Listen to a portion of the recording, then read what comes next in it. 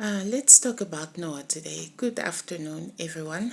Let's talk about the story of Noah, and I would like to focus mostly on the part where it speaks of God shuts the door behind Noah. So Noah's life was righteous according to the Bible, and the Lord was pleased with Noah, right? So he told Noah to build this ark and for him to enter, him and his family and the animals, right? So the part that says that God shuts the door, I wonder, imagine if you were Noah, would you then have opened the door if you had seen your neighbor passing by and calling, please help me, let me in, let me in? Would you have done that? It's just a question. What would you have done? So the Lord had to shut the door. I did ask, why is that? Why couldn't Noah shut the door? Because Noah, in his own efforts, he could not. He could not. There come a time in the life of a believer where the Lord has to shut the door against anything that is not his will or his purpose for your life. All right.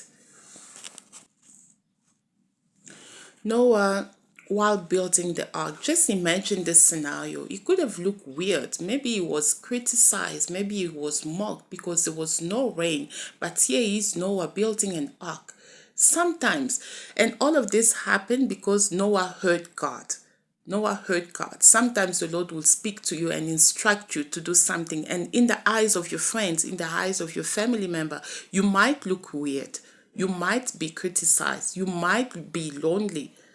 But because you heard God, you move ahead with the voice that you have heard. You move ahead with the instruction given to you because you have heard God.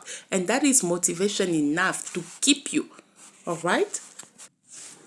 And there was also a time now, I wonder, the Lord shut the door. How did God know that this is the right time to shut the door? Because as a believer, Noah was watched. The eyes of the Lord were on Noah.